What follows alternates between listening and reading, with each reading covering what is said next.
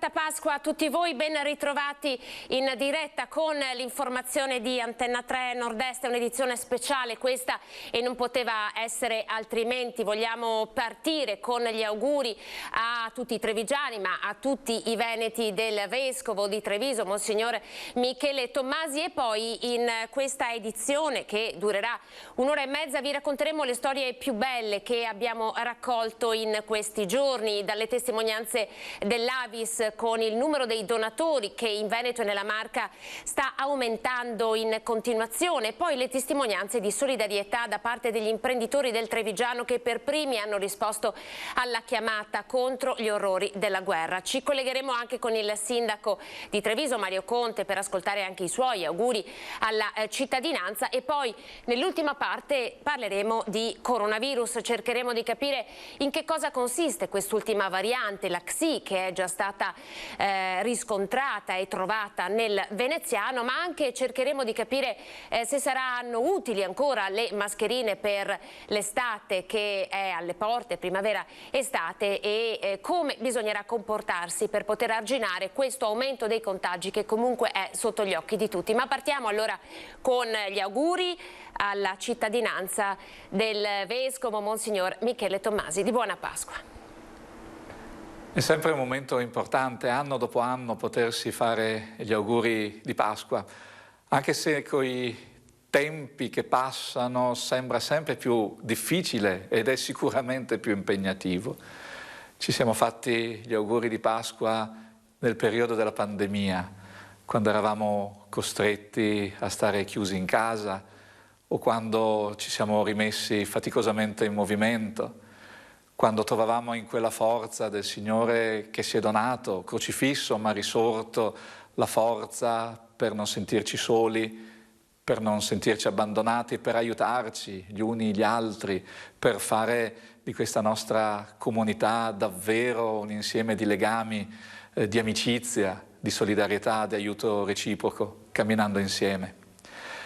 E quando pensavamo che potesse essere davvero una Pasqua collettiva, un ricominciare, un risorgere, ecco che ci troviamo in questo tempo, nella guerra. Quella parola che sapevamo, forse abbiamo fatto finta di dimenticarci, ma sapevamo che in tante parti del mondo è la realtà per tante persone, ma non possiamo credere che avvenga qui in Europa, vicino a casa.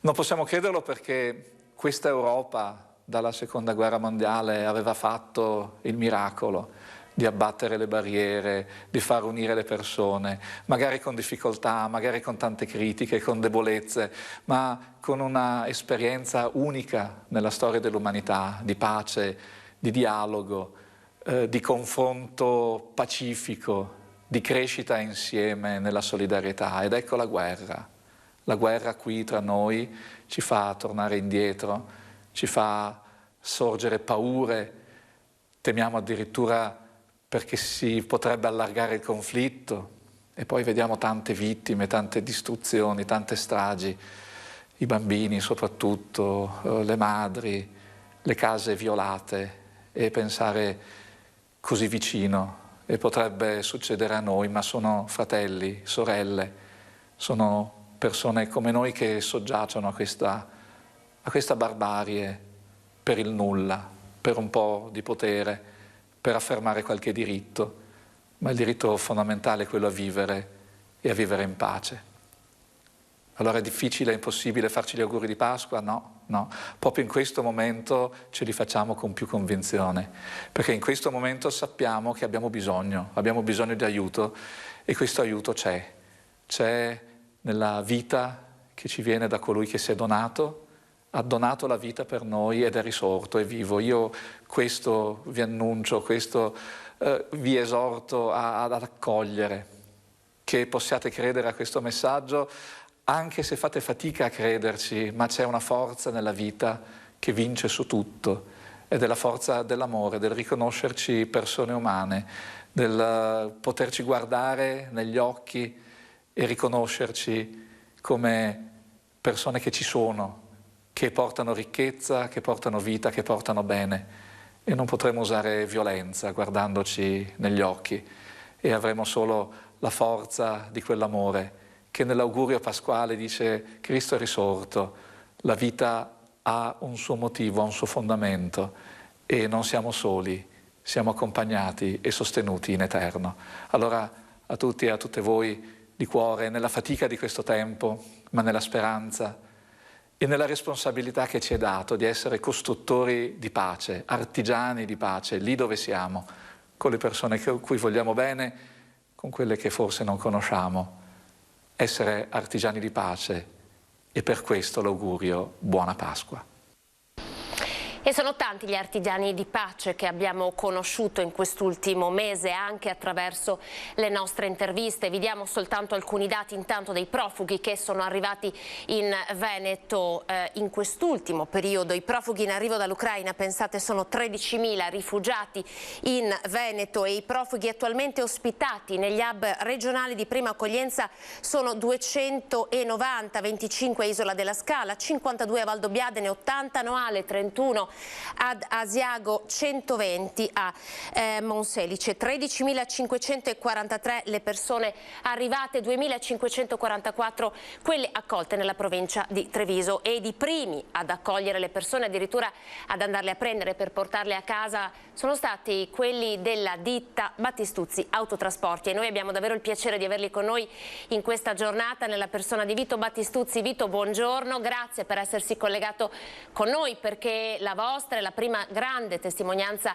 di accoglienza che abbiamo potuto dare ai veneti. Allora Vito, che cosa ricorda di quella missione partita con il cuore, con la testa, per portare e mettere in salvo le prime persone che sono arrivate in Veneto? Grazie, buongiorno a voi e a tutti i vostri telespettatori. Beh, cosa ricordo? Purtroppo di bello non ricordo niente, sinceramente, perché noi purtroppo siamo andati proprio al confine, e tra l'altro proprio all'inizio, perché siamo partiti domenica 27 e quindi la guerra era iniziata il 24 e quindi siamo partiti molto distinto sostanzialmente, e siamo arrivati lì e abbiamo trovato quello che avete visto anche nei video e così. Quello che mi ricordo, immagini che mi ricordo, che mi rimangono ancora anche adesso, è questi papà che portavano le famiglie, le donne, i bambini per salire in pullman con noi, e poi piangevano quando noi siamo partiti col pullman, che hanno disegnato un cuore sul finestrino del pullman, e baciavano i bambini attraverso il vetro. Immagini che penso mi rimarranno per sempre. Ne parlavo anche con Roberto l'altro giorno, l'autista che mi ha accompagnato sul primo viaggio, e veramente ne parliamo ogni tanto per pochi minuti, perché veramente è rimasta una cosa che psicologicamente ci ha segnato. Quante persone siete riusciti a portare a casa, Vito? Lo ricordiamo?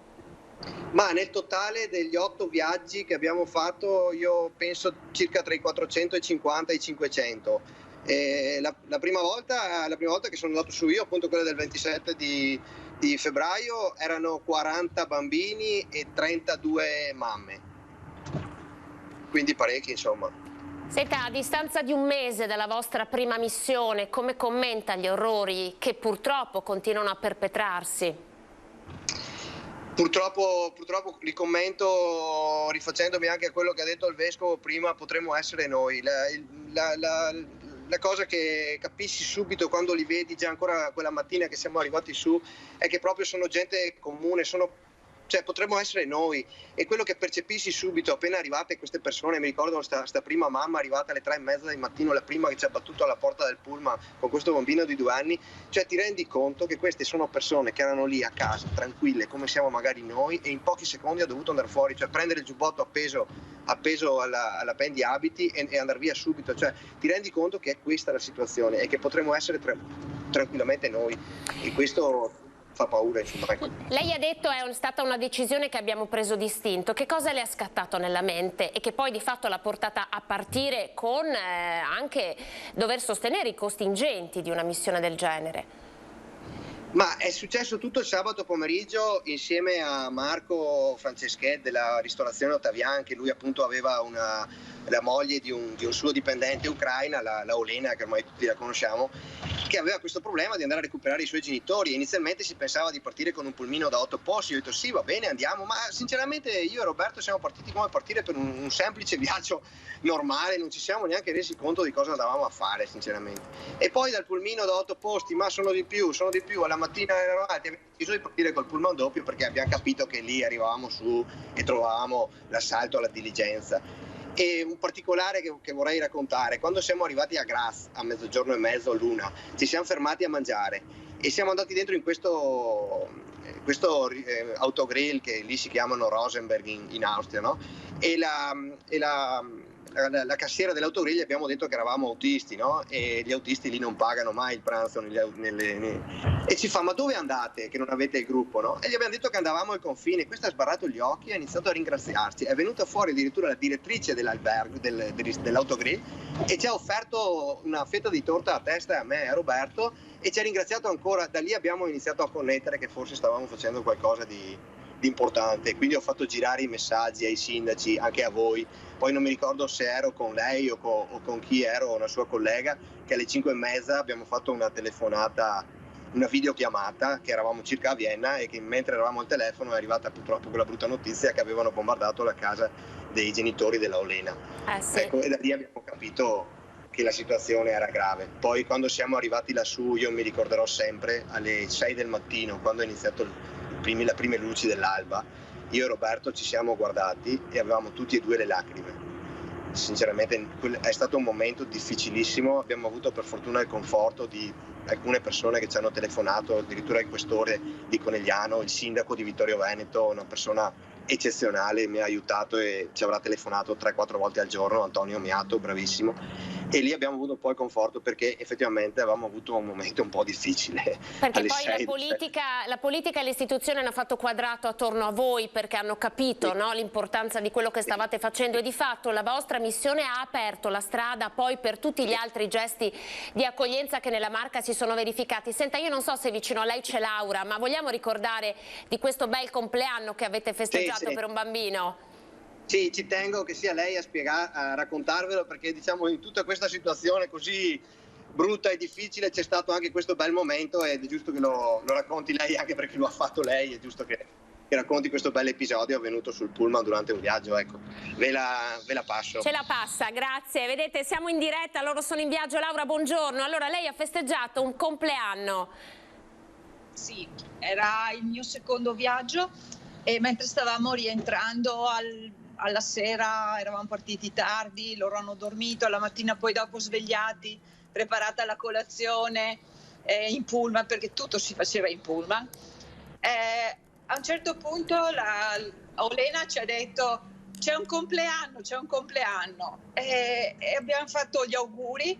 Poi io ho guardato Roberto e ho detto: ma Roberto, noi abbiamo delle torte che altre persone avevano dato in solidarietà assieme a tutto il resto del cibo, e allora lì abbiamo tagliato sopra il cruscotto del pullman, abbiamo tagliato sti dolci, li abbiamo distribuiti e così abbiamo cercato di ricreare un momento sereno, se possiamo chiamarlo così, per tutti quanti. La vedo emozionata, immagino che ricordare, no, quelle immagini, quei momenti sia comunque ancora un'esperienza molto forte. Sì, perché emotivamente ci ha toccato parecchio perché c'erano proprio i bambini protagonisti, i bambini con le loro mamme, protagonisti di questi viaggi, erano loro. E da mamma mi medesimavo in queste altre donne e la cosa veramente era pesante, era forte. Laura, grazie Laura, grazie Vito per in questa giornata santa aver portato la vostra testimonianza di solidarietà e di amore proprio in questa giornata di Pasqua. Grazie e buon viaggio ovviamente a voi e arrivederci. Grazie e auguri, buona Pasqua. Grazie. Arrivederci a Laura e Vito. Battistuzzi Autotrasporti. Adesso vi facciamo vedere il canto dei bambini dell'asilo di Santa Maria del Rovere, i bambini che in qualche modo cercano di esorcizzare le immagini che loro malgrado stanno girando nelle loro case anche attraverso le televisioni. Allora, come si fa a spiegare la guerra ai bambini? Sentite questa testimonianza.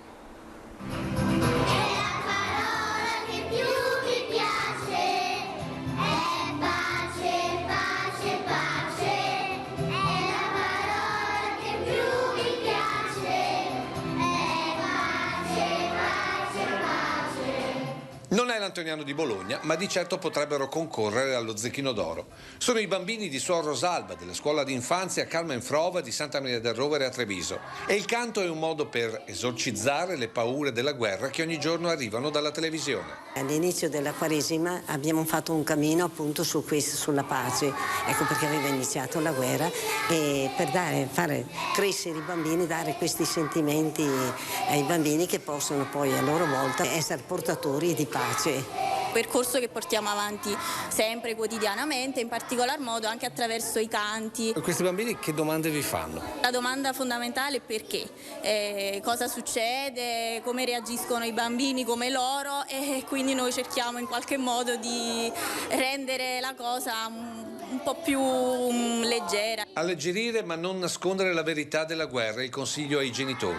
Dire le cose come stanno, perché negare quello che sta succedendo sarebbe controproducente per loro. Quindi rispondere in maniera sincera, dire la verità, ovviamente usando termini leggeri che i bambini capiscano. Ecco che il canto diventa un modo di affrontare la guerra proteggendo gli inermi. Ecco perché la pace è la speranza che i bambini, le famiglie, la preghiera ci fa desiderare tutti.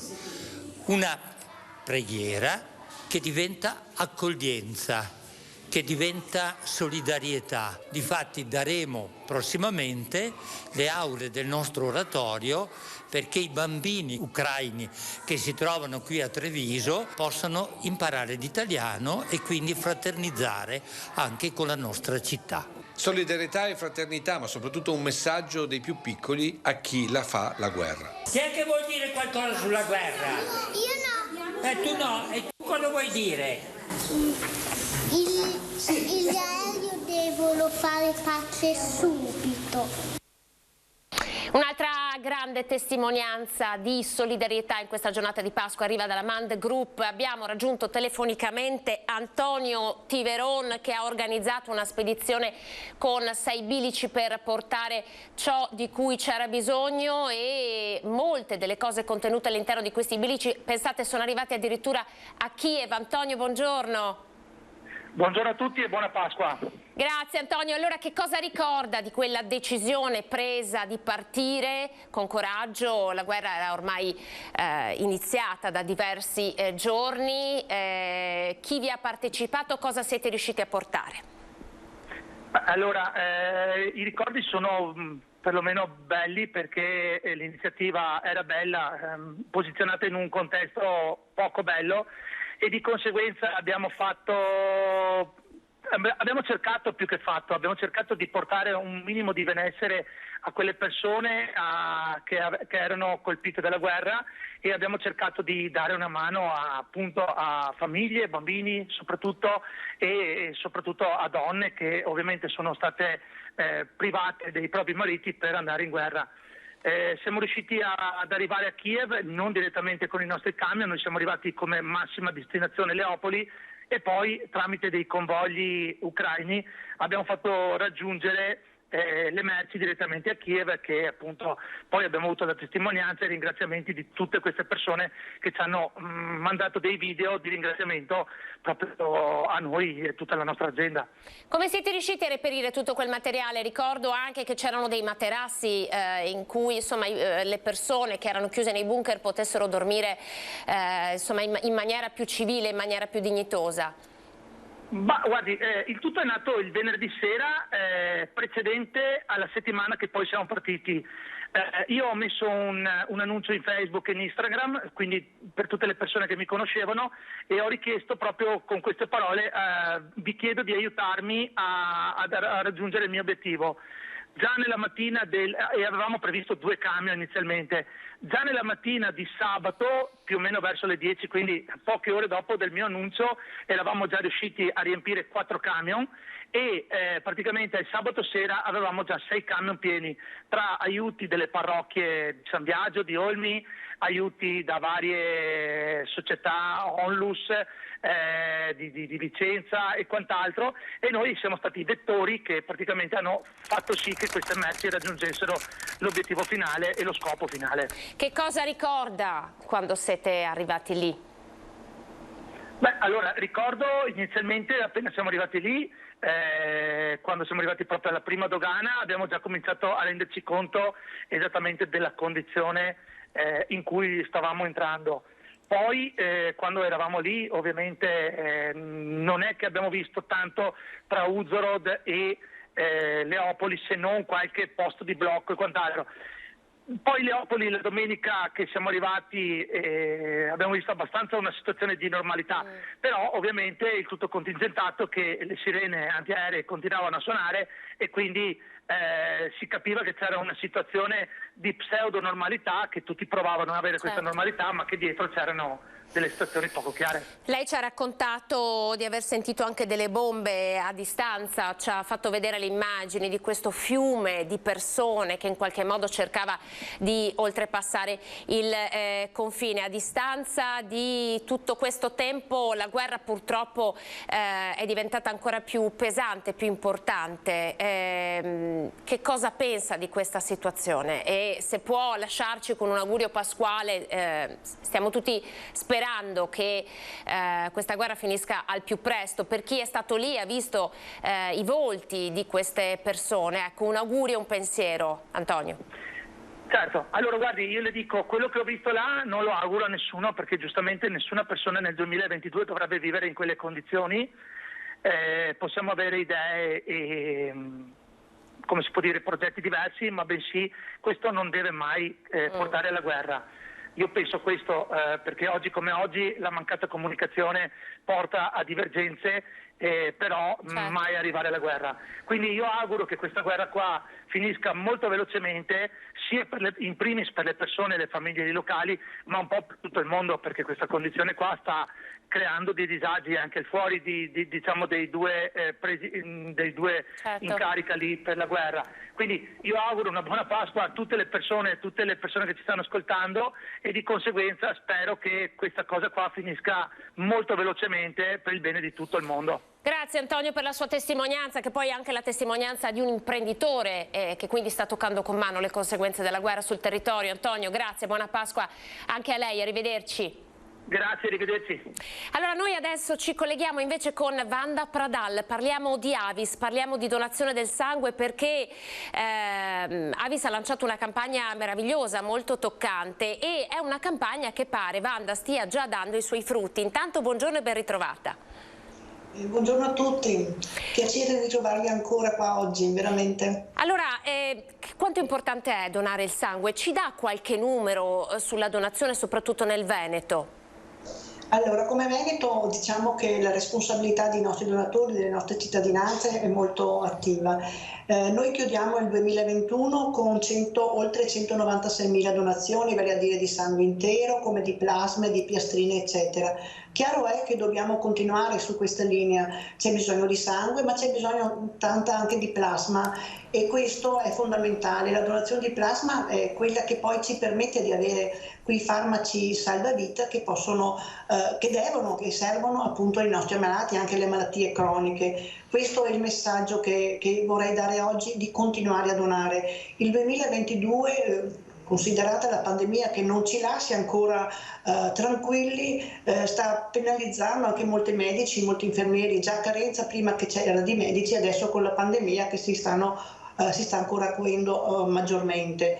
Pertanto io sollecito i nostri donatori e chi ancora non lo è di diventarlo. È importante pensare anche all'altro, a chi sta soffrendo, a chi ha bisogno del nostro dono per poter continuare a vivere e dare una vita tranquilla per il futuro e per i familiari.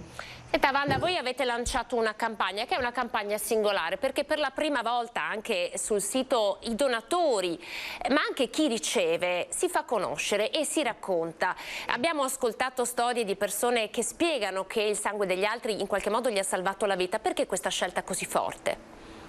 È stata una scelta molto importante e molto anche un po' così sopra le righe, nel senso che abbiamo dato ascolto a 15 persone, a 15 testimonial che hanno fatto appunto il loro dono, ma anche a quelle persone che hanno ricevuto. E questa campagna finanziata appunto dalla Regione Veneto ci ha permesso di toccare tanti punti, come stavo dicendo appunto prima, il dono, ma anche chi ha ricevuto. E per tante persone che forse ancora non hanno capito l'importanza di questo dono, questi testimonial hanno dimostrato l'effettiva necessità di poter continuare a donare. Sono 15 persone veramente meravigliose, dove hanno messo in piazza il loro modo di donare, il loro modo di essere vicini a chi sta soffrendo, e chi ha ricevuto di spiegare che senza quella donazione forse non sarebbero qua a raccontare la loro storia.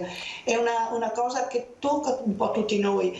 Tanto per dire, sui nostri social che stiamo divulgando queste nostre testimonianze, stiamo raggiungendo, avevamo pensato di avere così ipotizzato di avere 1000 follower come si dice adesso, e abbiamo già superato quasi le 2000.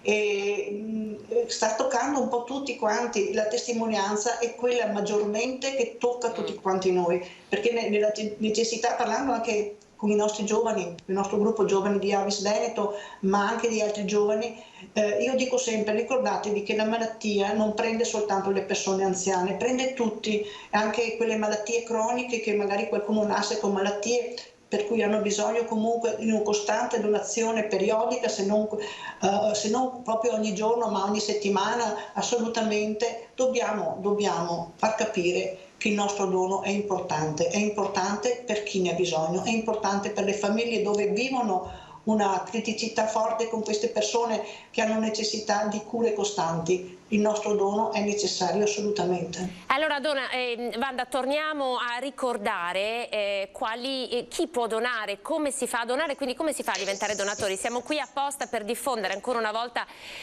questo messaggio d'amore, perché poi la donazione è un messaggio d'amore.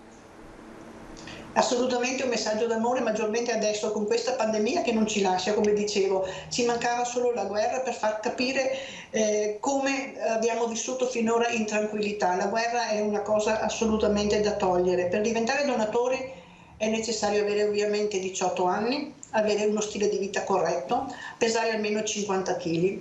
Questo è fondamentale per poter donare. Si può recare presso i centri trasfusionali, dove si fa una visita, un'anamnesi con dei medici, si fa un prelievo di sangue e successivamente viene detto se è idoneo a donare, e poi si inizia un percorso di donazione che mi auguro che diventi periodico, perché è fondamentale avere all'interno delle nostre file di donatori persone periodiche, perché sono controllate assolutamente nella salute, in modo tale da poter continuare questa nostra missione di donazione. E penso che sia appunto fondamentale che ci sia all'interno di questo gruppo anche dei giovani, per dare la continuità a questa nostra associazione, a questa nostra donazione. Allora si noi può donare anche fino ai 65-70 anni, ovviamente sempre ogni volta con una visita medica. Allora noi ai giovani lanciamo proprio questo appello nella giornata di Pasqua: donate, donate, donate, perché si possono salvare delle vite, si possono rendere migliori le vite di tante persone che sono nate con delle patologie. Wanda, grazie per essere stata in nostra compagnia, le auguro davvero una buona giornata. Mi permettete di dare un augurio a tutti i donatori di buona Pasqua, e chi ne ha la facoltà di smettere questa guerra e per poter vivere tranquilli e in pace una volta per tutti, almeno a Pasqua. Grazie a voi, grazie. Grazie Wanda Pradal, Avis Veneto, il messaggio di pace e di amore che arriva anche dall'Avis. Noi ci fermiamo per pochi minuti e poi con l'augurio di Mario Conte, sindaco di Treviso. A tra poco.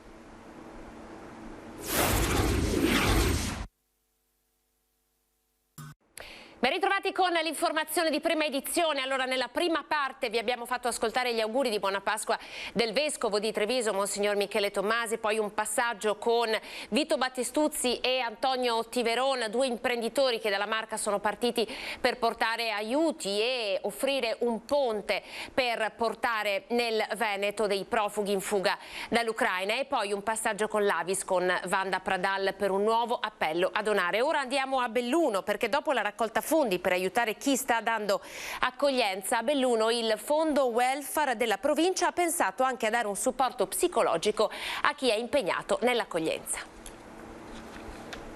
Come affrontare l'emergenza causata dalla guerra in Ucraina e il conseguente fuggire dei civili che scappano dalle zone coinvolte nelle azioni militari.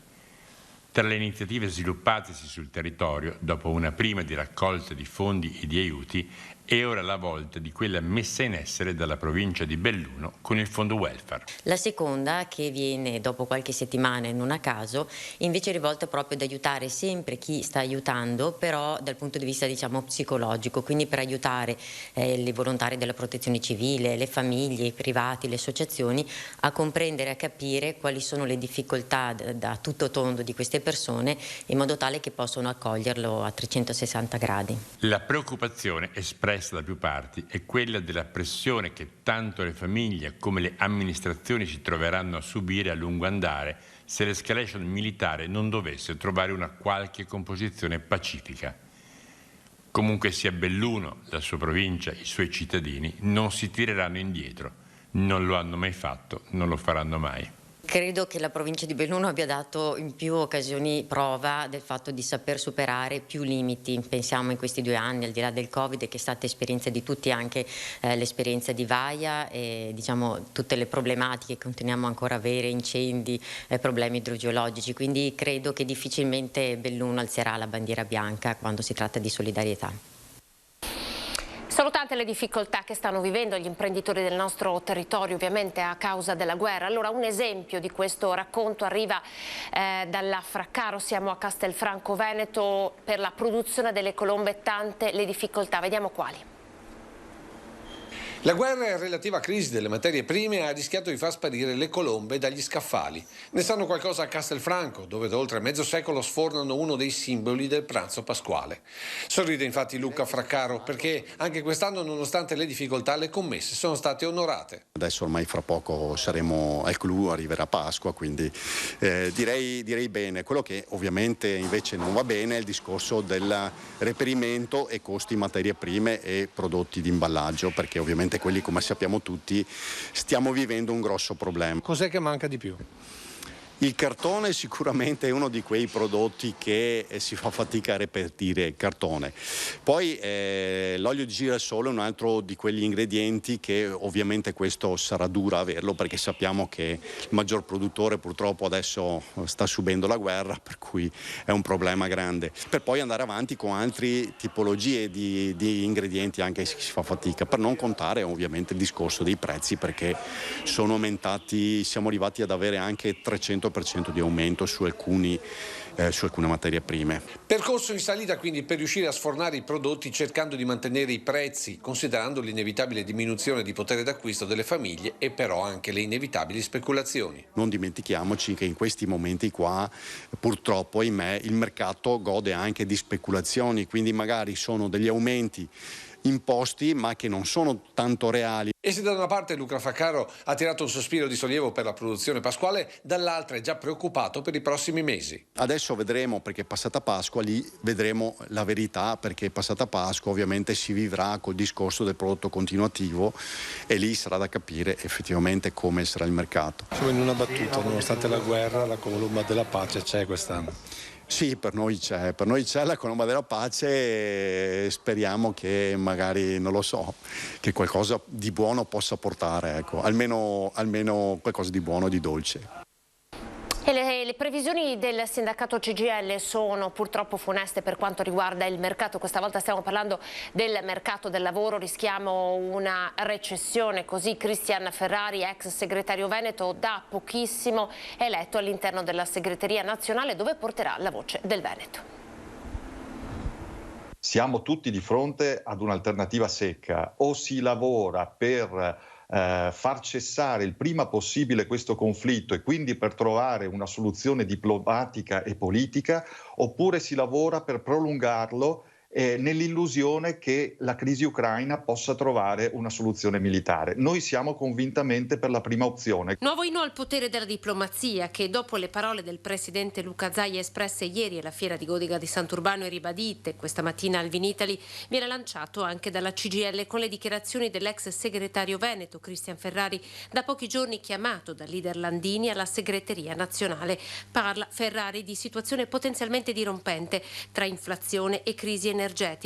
Il rischio recessione, dice, è reale. Noi abbiamo un rischio doppio per le persone, per i cittadini, soprattutto quelli più deboli, quelli più esposti, quelli più fragili.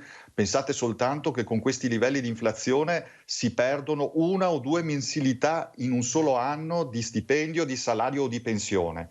E poi il sistema produttivo. Noi, se lo scenario non cambia, andiamo nel giro di poche settimane verso una prospettiva addirittura di blocchi produttivi. Una situazione che si aggiunge alla crisi non ancora superata, innescata dalla pandemia, con la differenza che 2 anni fa il governo scelse di intervenire in maniera importante, mentre ora sembra essere incapace, chiosa Ferrari, di scelte altrettanto coraggiose. Mentre allora la politica, il governo, sia italiano che europeo, seppe dare una risposta fortissima attraverso 180 miliardi di scostamento di bilancio, oggi questa risposta ancora non si vede. Siamo in presenza di provvedimenti tampone che sono largamente insufficienti ad affrontare una vera e propria emergenza.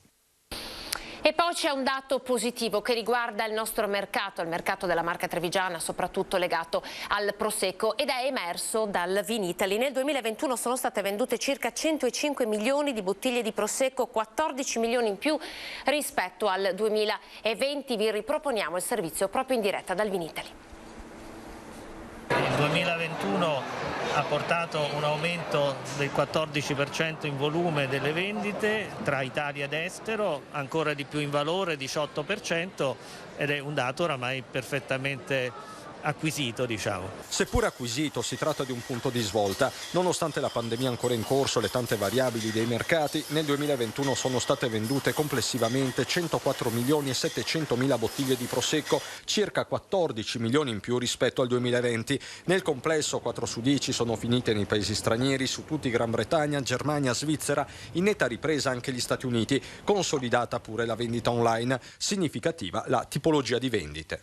Il 93% dell'offerta è con Eliano Aldemè Prosecco superiore senza menzioni, per cui il grosso, diciamo, del valore viene da questa tipologia, però certamente Cartizze e Rive danno un contributo soprattutto in valore. Nei prossimi anni, tra l'altro, si potranno stappare anche le prime bottiglie di Prosecco sostenibile ottenuto da vitigni resistenti. In questi giorni di Vinitaly il bicchiere, è il caso di dire, è mezzo pieno, nonostante i tanti problemi del comparto. È chiaro che siamo preoccupati di quello che potrà rincarare nel futuro a livello di materie prime, a livello di energia, ma d'altro canto i numeri della denominazione sono altrettanto positivi nei primi 3 mesi, di conseguenza immaginiamo che comunque saremo in grado anche ancora una volta di unirci, di creare sistema e di poter trovare la soluzione. Produzione e valorizzazione del territorio che vanno di pari passo. Anche la stagione turistica sui colli UNESCO è al via. Siamo più che pronti, anzi c'è una grande voglia di ripartenza e le colline dell'UNESCO sicuramente hanno tante attività da mettere in campo con la nuova stagione che sta per partire, per cui sì, siamo pronti al via. Allora, siamo in grado adesso di collegarci con il sindaco di Treviso, Mario Conte. Sindaco, buongiorno, ovviamente auguri di buona Pasqua anche a lei, grazie per essersi collegato. È una Pasqua diversa da quello dello scorso anno, dove ancora vigevano delle regole piuttosto ferree. Oggi possiamo parlare di libertà? Buongiorno a tutti e buona Pasqua ai cittadini e telespettatori e anche a voi che state lavorando, quindi grazie per questa opportunità. È certamente una Pasqua più bella, dai, all'insegna di quella normalità che abbiamo desiderato ormai da più di 2 anni. Ricordiamo insomma le ultime 2 Pasque decisamente più sottotono e all'insegna delle restrizioni. Questa è una Pasqua di fiducia e quindi la affrontiamo con ottimismo ovviamente non possiamo rimanere indifferenti rispetto a quello che sta succedendo nel resto del mondo, in particolare in Ucraina, dove proprio in queste ore stanno piovendo bombe, ci sono morti civili e c'è una popolazione che sta scappando. Però se guardiamo alla nostra comunità, insomma, il lato solidale si sta dimostrando un punto forte e possiamo essere un po' più ottimisti se guardiamo al futuro. Senta, anche il Comune, come tanti imprenditori, ha fatto la sua parte, sta facendo la sua parte. Voi però chiedete di essere ascoltati anche per i grandi investimenti che ovviamente state facendo, anche e soprattutto per quanto riguarda i tanti minori non accompagnati che stanno arrivando nel territorio. Lei anche come Presidente ANCI ha detto: io non voglio che i sindaci si sentano abbandonati, i sindaci che insomma dopo 2 anni di pandemia hanno davvero dimostrato di saper essere in prima linea. Sì, assolutamente, siamo in prima linea quotidianamente per risolvere i problemi delle nostre comunità. Poi è subentrata la pandemia che ci ha praticamente accompagnati in una gestione straordinaria delle nostre municipalità. Oggi c'è questo fenomeno legato ai profughi che stanno arrivando dall'Ucraina e noi siamo pronti a fare la nostra parte, lo facciamo tutti i giorni, accoglienza nei confronti dei minori, delle donne, del popolo ucraino, senza se e senza ma, però poi chi ricopre anche il ruolo da amministratore a fine serata deve fare anche i conti con quelle che sono le disponibilità delle casse comunali e in particolar modo per quanto riguarda il tema dei minori non accompagnati e in molti casi anche con disabilità, i conti sono schizzati alle stelle. Al momento i comuni si sono fatti carico di questi costi straordinari. Faccio un esempio di Treviso: per la provincia di Treviso sono stati spesi circa 220.000 euro e lo Stato ci ha riconosciuto dai 70 agli 80.000 euro, quindi mancano così a grandi linee 130.000 euro che sono usciti dalle tasche dei comuni. Ecco, io chiedo semplicemente che a fronte della disponibilità dei comuni a dare accoglienza, un'accoglienza dignitosa, un'accoglienza di cuore, un'accoglienza che guarda alle esigenze di queste persone, però lo Stato ci accompagni e ci supporti da un punto di vista economico, perché noi vogliamo fare la nostra parte ma non vogliamo sentirci abbandonati nella gestione di questa emergenza. Senta Sindaco, nonostante le difficoltà in questi giorni stiamo vedendo una città bella, frizzante, piena di turisti, lo testimoniano anche gli ultimi dati che avete dato con Ryanair per l'aeroporto. Insomma, Treviso è diventata particolarmente attrattiva grazie ovviamente anche ad una campagna promozionale che è stata fatta. Treviso sempre più protagonista in Veneto. Sì, direi anche in Italia, visto i dati che proprio Ryanair ci ha snocciolato, dati molto incoraggianti anche perché quel più 14% rispetto al pre-pandemia in realtà è un dato che è ancora limitato da un periodo, quello caratterizzato soprattutto negli ultimi mesi da questa incertezza pandemica, soprattutto in quei paesi che erano attratti dalle bellezze della nostra città. Quindi le prospettive sono assolutamente incoraggianti. Abbiamo visto i dati delle prenotazioni per l'estate, per l'autunno e per l'inverno e quindi possiamo davvero sorridere guardando al futuro. Questo però noi non lo consideriamo un punto d'arrivo ma un punto di partenza. Continueremo a investire nelle iniziative culturali, nelle iniziative sportive, nell'enogastronomia, perché ricordo che questa campagna è stata fatta in sinergia anche con il consorzio del Prosecco Doc e quindi insomma abbiamo una città che sa offrire tantissimi spunti sportivi, culturali, storici, naturali. Vogliamo capitalizzare tutta questa bellezza attraverso il turismo, però un turismo di qualità e quindi io di questo sono contento, ringrazio la mia squadra perché questo è il frutto anche di quel periodo dove tutte le città sono state caratterizzate dalla chiusura e dal lockdown. Noi abbiamo continuato a seminare, ad investire e i risultati francamente si stanno vedendo. La città è piena di turisti, ma sono anche turisti che riempiono la città dal lunedì al giovedì, perché è troppo facile riempire la città il venerdì, il sabato e la domenica, e invece stiamo vedendo dei risultati importanti e tanti stranieri proprio dal lunedì al giovedì e questo mi fa piacere perché poi sono gli stessi commercianti, i ristoratori, gli albergatori che mi manifestano grande soddisfazione da questo punto di vista. Allora Sindaco, ha parlato di investimenti, davvero in ultima battuta una roadmap di che cosa attende Treviso, arrivano i fondi del PNRR, quindi insomma so che ci sono vari cantieri che potranno essere aperti insomma, per anche aumentare la qualità della vita dei trevigiani. Sì, ho detto alla mia squadra, godiamoci questi 2 o 3 giorni di Pasqua, perché poi da martedì si riprende a lavorare a testa bassa, bisogna rimboccarsi le maniche perché finalmente sono stati ufficializzati i 20 milioni della rigenerazione urbana che vedrà la riqualificazione della caserma Salsa, le mura cittadine, la biblioteca Zanzotto e l'ex macello al Foro Boario, e questi sono soltanto i cantieri del PNRR, più tutto il resto della programmazione dei lavori pubblici, quindi con la pista ciclabile di Sant'Antonino, la rotonda di Selvana, la pista ciclabile di via Castellana a Monigo, i lavori di riqualificazione del quartiere San Liberale e tutti gli altri quartieri che saranno protagonisti di questa rigenerazione urbana che mette al centro proprio la riqualificazione dei nostri quartieri e del centro storico. Quindi ci aspetta un anno che tra l'altro è il mio ultimo anno di mandato, molto impegnativo da un punto di vista dei lavori pubblici. Sarà necessario far squadra e lo faremo, però aspetto anche, approfitto di questa occasione, aspetto tutta la comunità per inaugurare il grande Museo Bailo con il grande Antonio Canova, che aprirà la grandissima mostra per i 200 anni di Canova proprio il 14 maggio, quindi vi aspetteremo tutti per questo grande evento culturale, poi arriverà anche il Giro d'Italia, insomma ci aspetta una primavera-estate molto importante e ci aspetta anche un anno davanti di grandi lavori e di grande impegno, ma siamo pronti, ci riposiamo oggi e domani e poi ci rimettiamo a lavorare a testa bassa. Grazie Sindaco, grazie per essere stato con noi, buona Pasqua.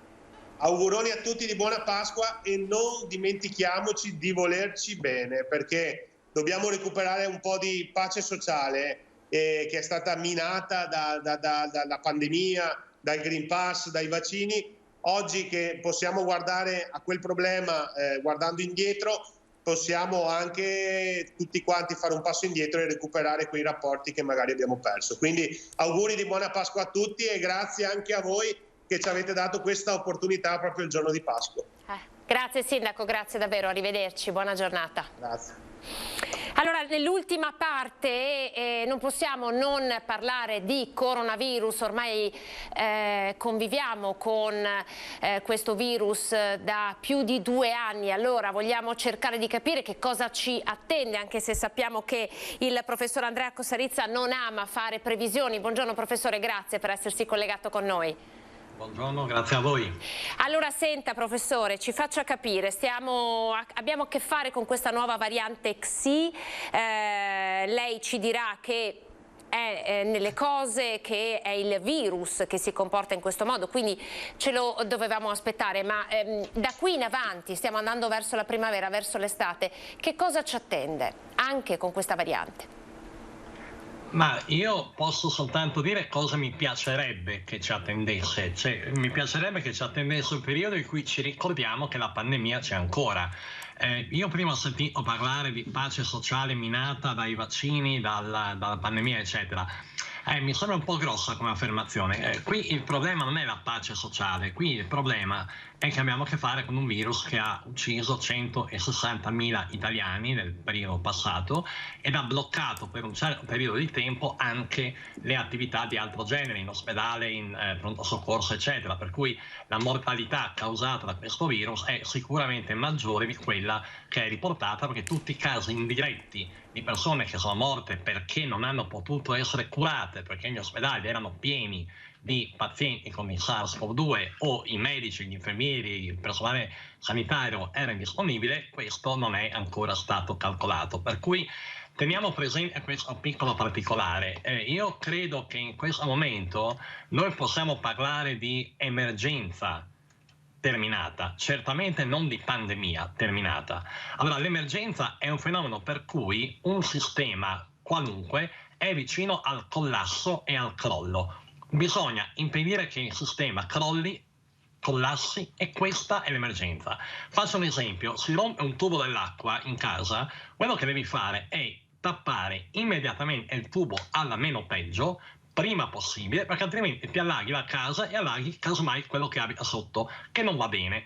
Allora l'emergenza è tappare il tubo. Una volta che l'hai tappato e che l'acqua non esce più, deve cominciare la fase in cui chiami l'idraulico, e magari oggi ho 110, non è facilissimo trovarne uno libero, voglio dire, però chiami l'idraulico che ti mette a posto il tubo. Questa è la fase post-emergenza, ma il tubo è ancora rotto, non è stato riparato. Noi ci troviamo nella fase in cui il virus circola ancora, il virus crea varianti, crea mutanti, crea ricombinanti, come abbiamo assistito ora. Per cui quello che a me piacerebbe vedere nel prossimo periodo è il fatto che la gente non si sia dimenticata che c'è ancora una pandemia in corso e mantenga un minimo di protezioni come abbiamo sempre fatto negli ultimi 2 anni. Per cui certamente le mascherine all'aperto non hanno alcun senso, certamente se non c'è nessuno in giro neanche, ma se frequentiamo come dire, dei luoghi molto affollati e ci sono degli assembramenti, ecco, io lì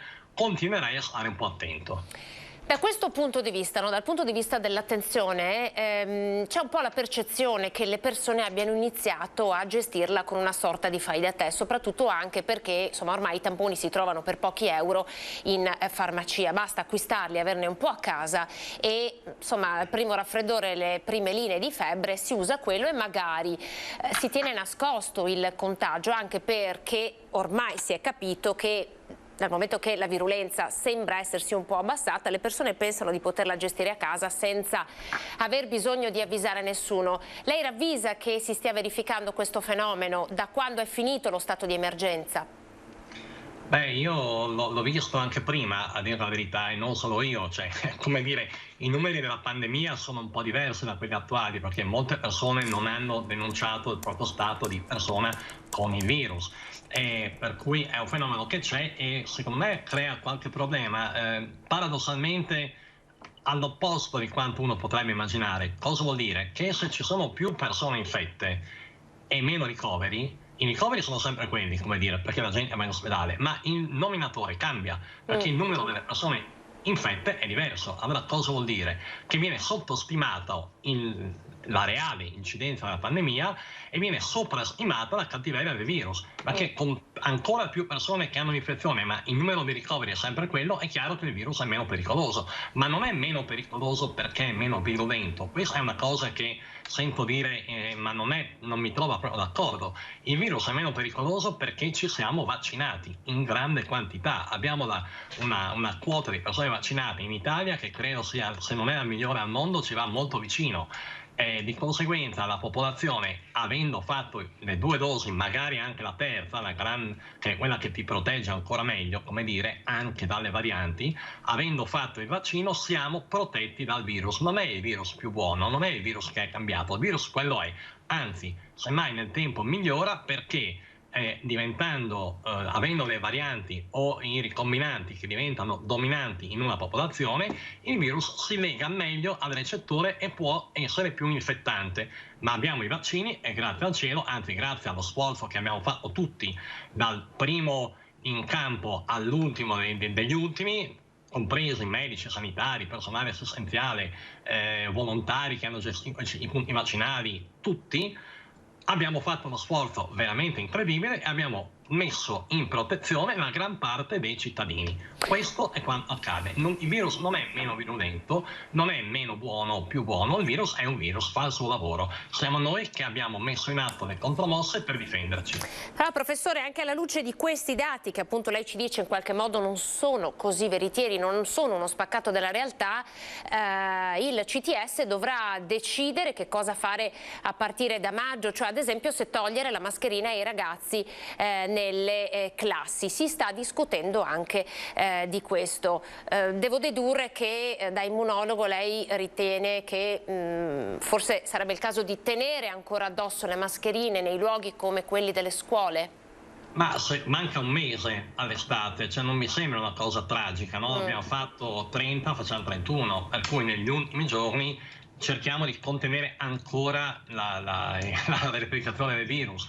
È ovvio che se ci sono le finestre aperte, i ragazzi stanno lontani, o soprattutto se molti di loro hanno già avuto il Covid, evidentemente sono piuttosto protetti. Però io manterrei per qualche tempo ancora un po' di protezione. Poi ne parliamo dopo l'estate, ma siamo a metà aprile, manca un mese alla fine della scuola o poco più, per cui io manterrei ancora qualche precauzione. Senta, uno dei grandi temi, no? Perché è sicuramente l'estate che arriva e poi il prossimo autunno. Qui continuiamo a ragionare ad ondate. C'è qualcosa in più, secondo lei, che possiamo fare per prevenire? Perché stiamo partendo con la quarta dose per i fragili. Non è detto che una quarta dose possa servire anche a tutti, magari questo autunno. In tanti si stanno chiedendo questo. Possiamo immaginare che l'efficacia dei vaccini da qui ad ottobre possa svanire?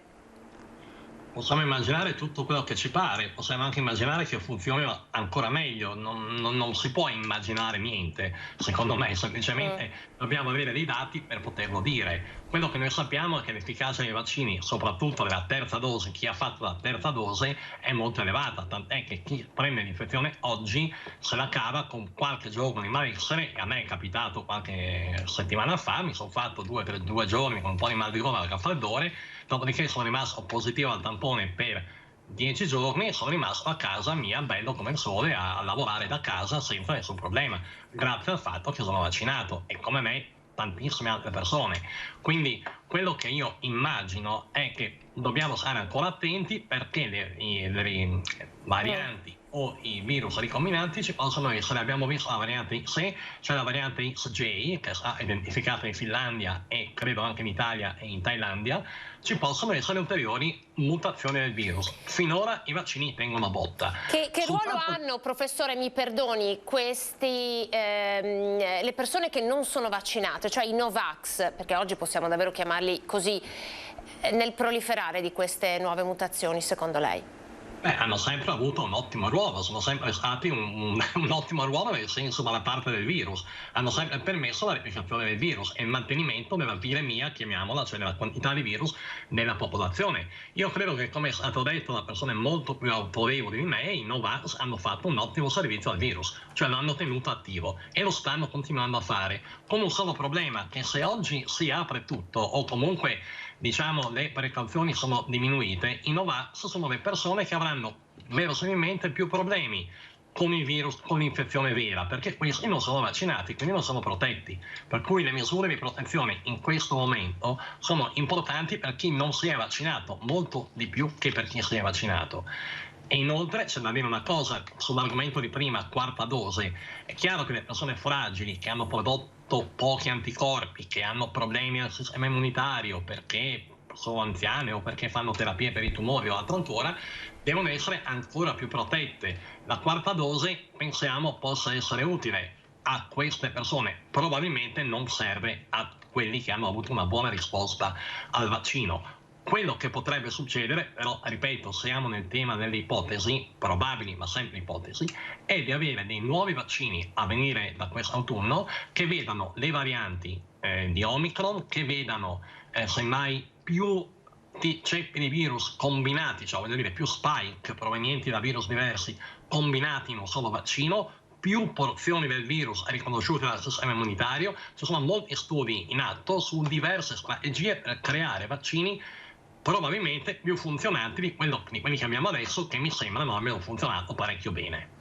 Qual è la nuova frontiera della scienza adesso? Che cosa ci ha insegnato il Covid dal punto di vista scientifico e della ricerca? Le chiedo davvero in ultima battuta.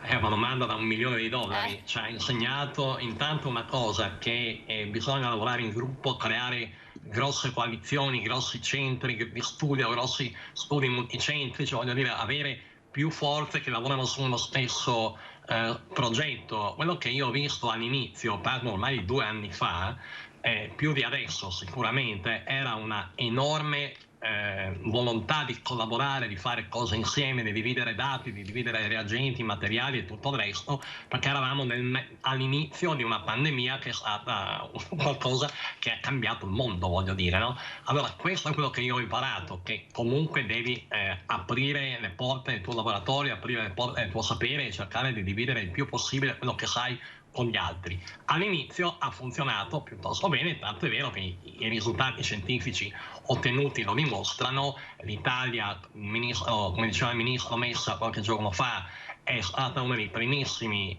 paesi al mondo per la qualità delle pubblicazioni scientifiche, pur avendo dei finanziamenti che sono francamente non i primissimi al mondo. Per cui i ricercatori italiani e i medici italiani hanno fatto veramente un lavoro straordinario nel studiare il virus, nel capire come funziona, nel mettere a punto nuove tecniche, nuove metodiche. C'è stato qualche problemino con il vaccino italiano che non sembra andare avanti moltissimo, non è andato avanti, però tutto il resto, la scienza di base, la clinica ha funzionato secondo me in modo veramente ottimo. Grazie professore Andrea Cossarizza, grazie per essere stato con noi in questa giornata speciale dall'Università di Modena Reggio Emilia, grazie davvero. Grazie a voi e auguri a tutti. Arrivederci professore, arrivederci. Noi ci fermiamo, abbiamo ancora pochi minuti di pubblicità e dopo riprendiamo per entrare nei nostri ospedali, nelle nostre case di cura e raccontare purtroppo della mancanza di OSS e infermieri di cui ancora in questo momento c'è così tanto bisogno. Tra poco.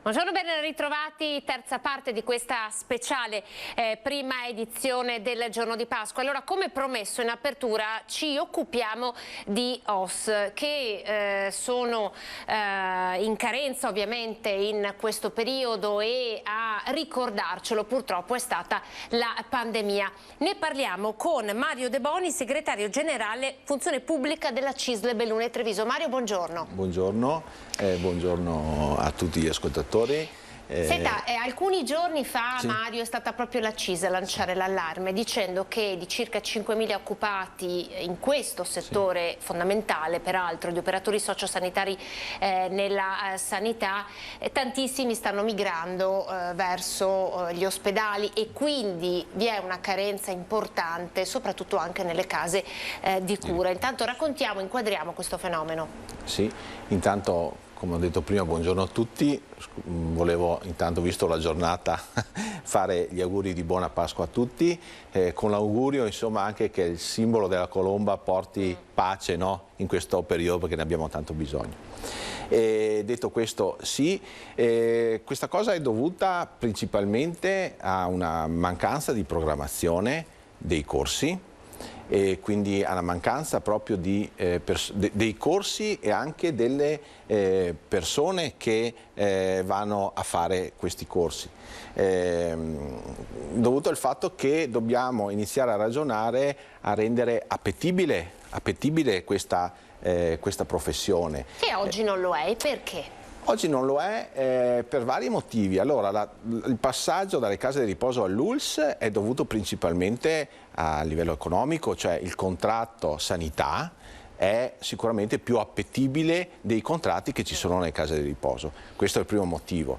Secondo motivo, sull'appetibilità della professione è data dal fatto anche che bisogna, oltre che a pagarla, rendere anche vivibile questa professione. A me un operatore sociosanitario mi ha detto, no, io ho scelto il lavoro di cura, no, ma non può essere che questo mi porti a non curare la mia famiglia, no? Anche perché questo sappiamo che in sanità, ma anche ovviamente la percentuale di donne, no? La percentuale di donne è molto più alta della percentuale di uomini. Sempre che si dedicano alla cura, esatto, no? Esatto, e quindi è importante anche pensare a una conciliazione vita-lavoro. Se noi continuiamo a lavorare, perché così è nelle case di riposo, anche nell'ULSS, ma nelle case di riposo ai minimi di personale, è ovvio che siccome che stiamo erogando dei servizi essenziali, ok, non è che possiamo interromperli, e questo porta che anche un'assenza, 2 di persone, venga chiesto a chi è lì di magari stravolgere i turni, no? O fare straordinario. Questo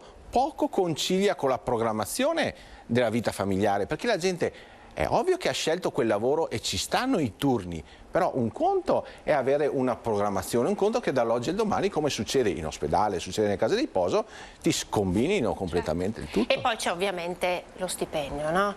Certo. È un lavoro importante, anche perché gli operatori sociosanitari poi alla fine sono quelli che davvero si occupano, che davvero si fanno carico, no, delle persone ammalate, degli anziani, delle persone in difficoltà, che fanno il lavoro quello più importante forse, no? Cioè senza di loro non ci sarebbe la cura vera. E quindi forse, ecco, che è un po' la tesi giustamente che sostenete voi, questo non è ancora stato a loro riconosciuto.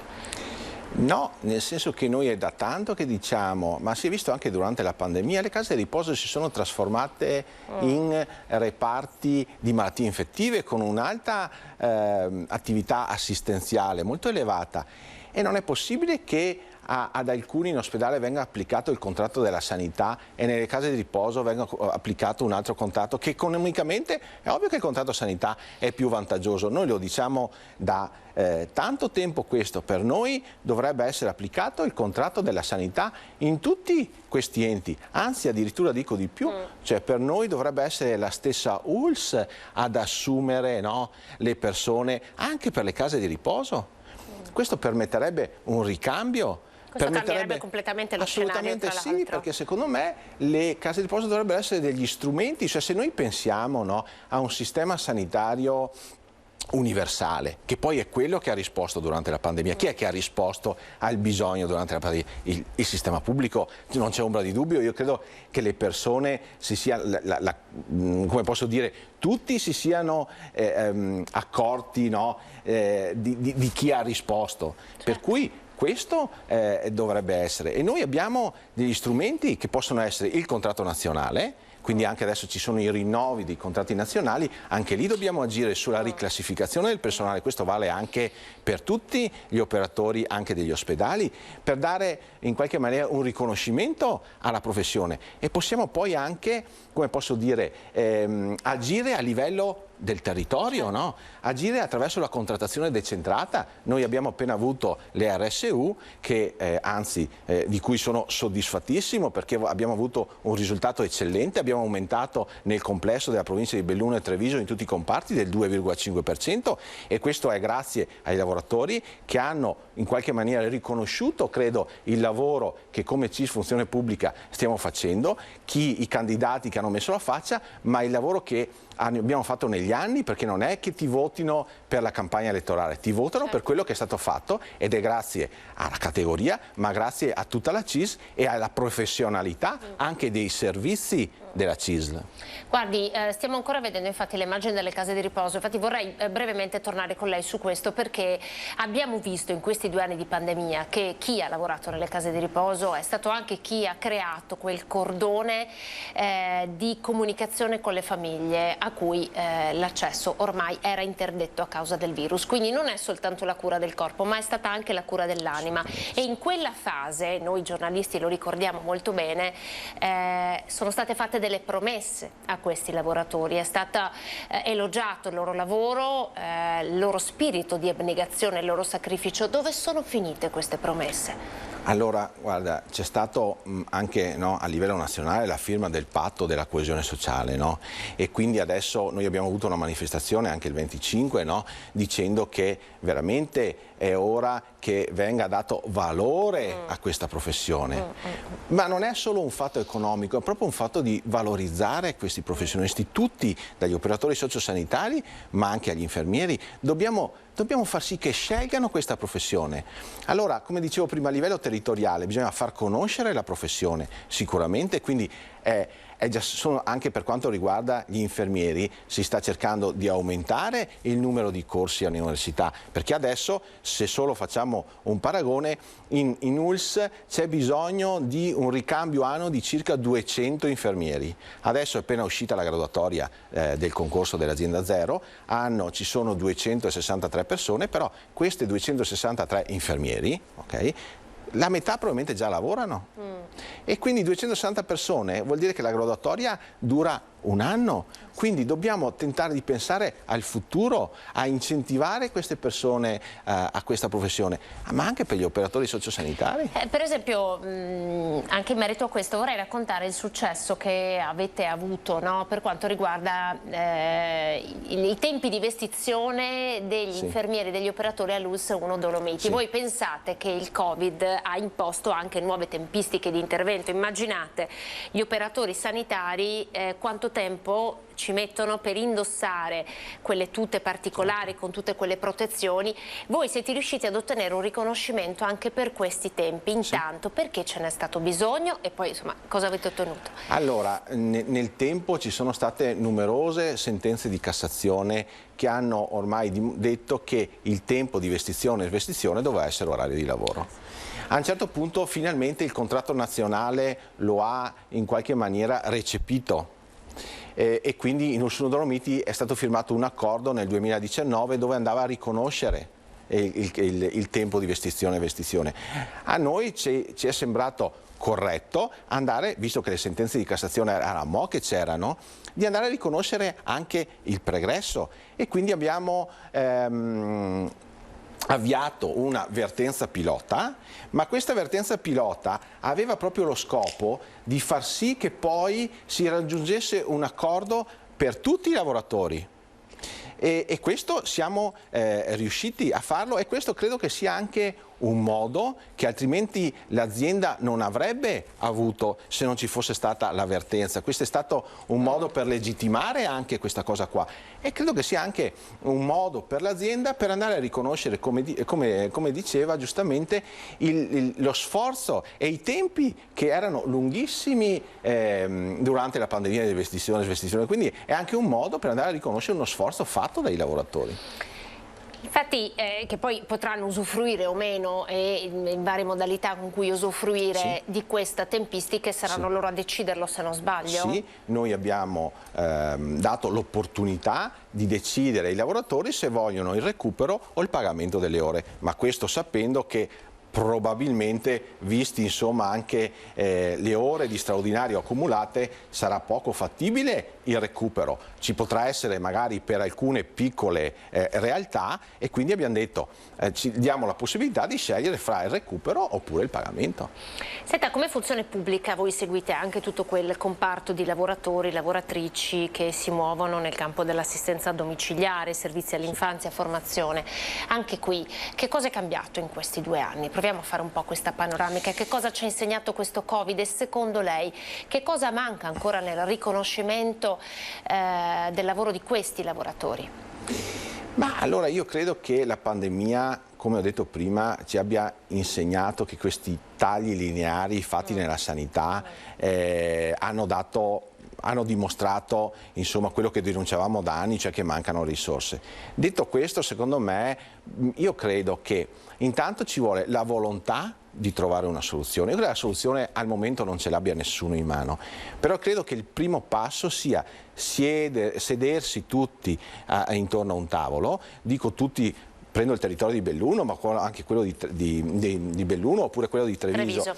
Ma voglio dire, sedersi tutti, ma con tutti gli attori. E tutti gli attori per me sono veramente tutti, cioè dalle ULSS alla Regione, ai sindaci, ai direttori di case di riposo, per tentare di creare un sistema universale di risposta a tutti questi bisogni. E certo che sì, ma è tanto che se ne parla, che bisognerà andare verso un'assistenza domiciliare più alta, più attiva, però bisogna mettere in piedi una struttura che è complessa e non è facile.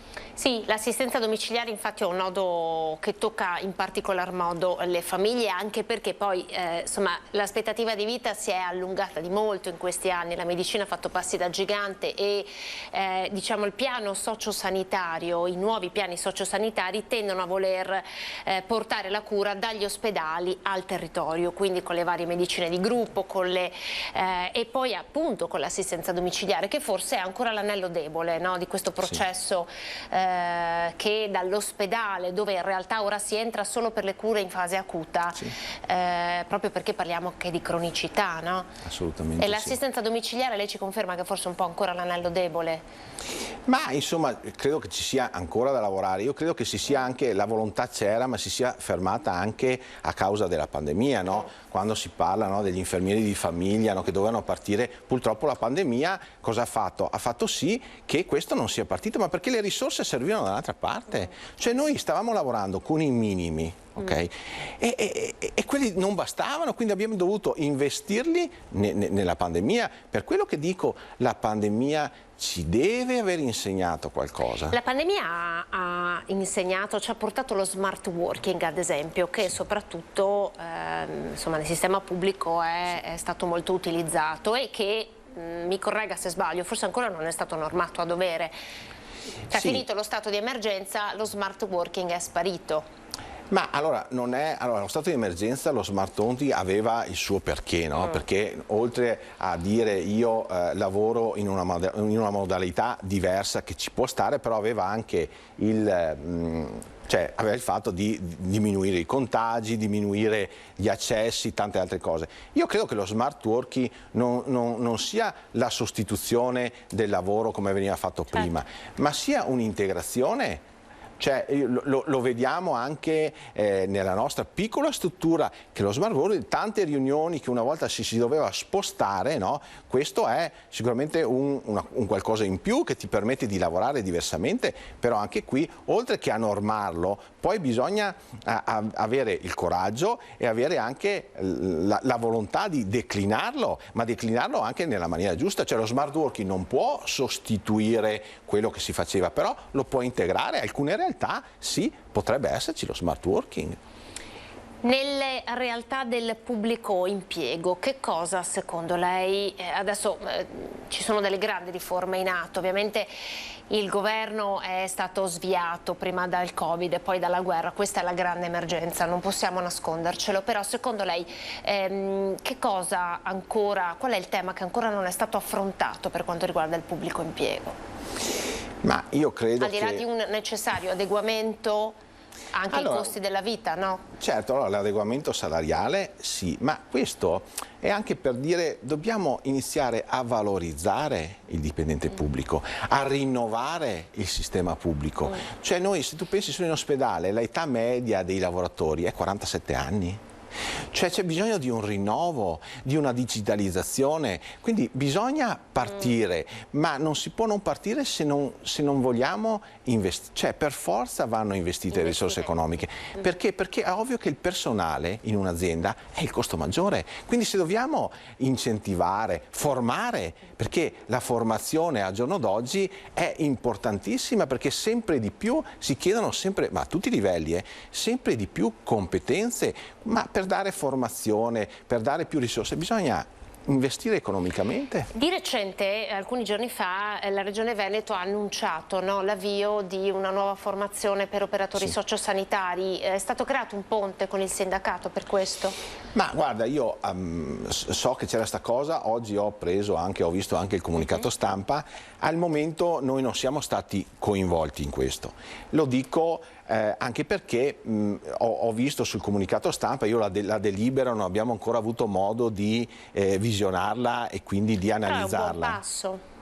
Ma sì, può essere un buon passo, però voglio ricordare che poi queste persone che siano, perché riguarda tutti, riguarda gli operatori sociosanitari, però nel momento in cui io chiedo a una persona, a un operatore sociosanitario di eseguire una prestazione in più, una mansione in più, è ovvio che gli do una responsabilità in più. Questa responsabilità in più non è solo dell'operatore sociosanitario, ma è anche dell'infermiere che è il responsabile dell'assistenza sanitaria. Allora non si può pretendere di chiedere di più a queste persone e poi non inquadrarle adeguatamente all'interno di un contratto nazionale. È vero che i contratti nazionali ora si sta parlando di riclassificazione del personale, che è 15 anni che non viene più fatta, quindi bisognerà tentare, poi bisognerà assolutamente collocare questa figura all'interno di un contratto che al momento non è previsto. Quindi questo sarà il tema da parte nostra, cioè dobbiamo riconoscere queste cose in più, queste mansioni in più, queste prestazioni in più che vengono richieste sia all'operatore sociosanitario ma anche la responsabilità all'eventuale infermiere che poi comunque rimane il responsabile dell'assistenza sanitaria. L'ha citato prima, no? Nelle ultime elezioni siete stati il sindacato Funzione Pubblica, quello più votato, sì, no? Tra le varie RSU. Che cosa significa questo per lei? Allora, io sono oltretutto anche un segretario neoeletto e quindi per me è una soddisfazione grande, ma credo sia una soddisfazione della squadra e anche delle persone che sono i candidati che ci hanno messo la faccia e come dicevo prima credo sia il riconoscimento non della campagna elettorale ma del lavoro fatto dalla CISL e anche del modo di cui ha la CISL, Funzione Pubblica, di lavorare. Quindi anzi approfitto qua insomma alla trasmissione di ringraziare tutti i lavoratori che ci hanno dato fiducia. Da qui in avanti bisognerà, voglio dire, che ci facciamo carico e iniziare a lavorare perché le cose da fare sono tante e non sono semplici in questo momento. La prima cosa, il primo obiettivo che lei si prefigge appunto da neoeletto? Il primo obiettivo che mi prefiggo da neoeletto io credo che sia proprio, come dicevo prima, andare a riconoscere la professionalità di tutte le persone del pubblico impiego, garantirgli una formazione adeguata di modo che questi si sentano ancora partecipi, no, voglio dire, del lavoro che fanno. A proposito del lavoro, io la invito a restare qui con me, intanto la ringrazio ovviamente per questo passaggio, anche insomma in una giornata così importante, quindi davvero Mario De Boni la ringrazio per la sua disponibilità, la invito a restare qui con me perché le faccio vedere un servizio realizzato dal nostro Lucio Zanato alla mostra della Brion Vega e Lucio ha una storica azienda, ma Lucio ha intervistato anche i lavoratori, i primi lavoratori che raccontano di come si era creata all'interno di questa azienda davvero un ambiente favorevole al lavoro e stiamo parlando di decine di anni fa. Allora vi facciamo vedere il servizio e poi lo commentiamo brevemente insieme in chiusura. È una radio, è un oggetto di design, ma soprattutto uno dei simboli di uno stile nell'organizzazione del lavoro. È il cubo originale della Brion Vega, azienda che ha scritto un capitolo importante del Made in Italy nel mondo. Radio ma anche televisori, come questo in palissandro, dove l'armonia del legno circonda la tecnologia del tubo catodico. Oggetti meglio capitoli di una storia straordinaria partita da Caselle d'Altivole e Santa Giustina in Colle, dall'amore tra Giuseppe e Onorina e dall'esperienza di Leone Paietta, che portò nella Milano del dopoguerra dalla Radio Marelli alla prima BPM, diventata Vega Milano e poi con il ritorno di Giuseppe Brion ad Asolo, Brion Vega. Una fabbrica di giovani dove il capo aveva appena 30 anni. Quando le hanno detto lei va ad Asolo, da Milano, che cosa ha pensato? Beh, ho detto un'occasione che non posso perdere. Questi giovani, perché erano tutte ragazzine di 16, 17, 18 anni, io sono rimasto allibito. Non facevo tempo di insegnare una cosa che l'avevano messa nel computer. Bellezza e funzionalità gli obiettivi dei coniugi Brion, che dalle radio e dalle televisioni contagiarono anche la progettazione della fabbrica ai piedi della Rocca. Questa fabbrica fu fatta progettare a uno dei designer che aveva realizzato i pezzi più importanti della Brion Vega, Marco Zanuso, un architetto e professionista milanese molto importante che ha fatto questo progetto, una fabbrica bella. Una fabbrica dove il ciclo lavorativo era innovativo sia per spazi che per qualità della vita. Mi sentivo un privilegiato, veramente, perché era un'azienda bella, solare, era un'azienda dove si lavorava in maniera veramente e si era contenti. Innovativa anche nel rispetto per il lavoro femminile, pagato tanto quanto maschile, impensabile in quegli anni soprattutto per le giovanissime. Io avevo 16 anni e mezzo, per cui per me mi si apriva la giovinezza e la voglia di indipendenza economica. Per molti non un lavoro, ma un vero e proprio amore per quello che costruivano, al punto di comprarselo seppur a rate. Prodotto dei quali io ero innamorata persa, tanto per dire un aneddoto, quando io e anche mia sorella che lavorava assieme a me abbiamo deciso di fare la pazzia di comprare lo stereo, quello bello, che costava come un'utilitaria. Abbiamo fatto rate mensili per poter pagarci questo apparecchio che era di una bellezza e lo è tuttora. Per inciso, lo stesso modello venne acquistato in quegli anni da David Bowie e nel 2016 è stato battuto all'asta per oltre 215.000 euro. Brion Vega oggi non è più ad Asolo e la fabbrica è stata convertita al ciclismo. Resta comunque l'opera d'arte di territorio e di economia sociale che è stata Brion Vega ed ora una mostra tutta da visitare. Significa riportare alla luce una parte della nostra storia e dare conoscenza alle persone che oggi vivono Asolo e il territorio o ai curiosi di quella che è stata un progetto imprenditoriale di altissimo livello.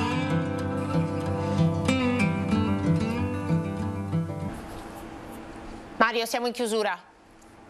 Sì. Allora, io ho sentito sul servizio due belle parole, giovani e occasione. Io credo che dobbiamo lavorare perché i giovani possano dire che una volta arrivati si sentano fieri di essere dipendenti pubblici e di far parte di un sistema. Io rinnovo gli auguri di buona Pasqua e grazie a tutti.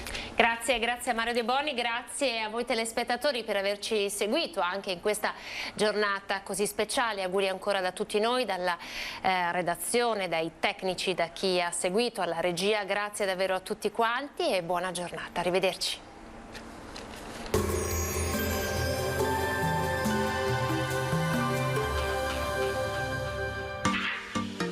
Tremonti, attrezzature e materiale per saldatura professionale a Montebelluna. Benvenuti al Meteo. Weekend di Pasqua e Pasquetta tra sole, locali acquazzoni e clima più freddo. Dunque un cambiamento importante rispetto a queste giornate molto miti. Vediamo il dettaglio di domenica 17 aprile. Sul Veneto bel tempo grazie alla presenza dell'anticiclone. Avremo un ampio soleggiamento con cielo sereno, qualche modesto annuvolamento al pomeriggio sui monti, ma senza piogge. Temperature in diminuzione, minime tra 2 e 10 gradi, massime comprese invece tra i 15 e i 18 gradi all'incirca. Spostiamoci ora sul Friuli Venezia Giulia, cielo in genere sereno o poco nuvoloso. Sulla costa soffierà bora moderata più sostenuta al mattino a Trieste. Temperature minime tra 5 e 10 gradi, massime sui 17-18 gradi. Infine diamo uno sguardo alla situazione del Trentino Alto Adige, dove prevarrà il sole, qualche velatura nel cielo, ma insomma senza ulteriori conseguenze. Temperature minime intorno ai 7 gradi, massime sui 19-22 gradi. Dal meteo di Antena 3 per ora è tutto, grazie per l'attenzione, arrivederci.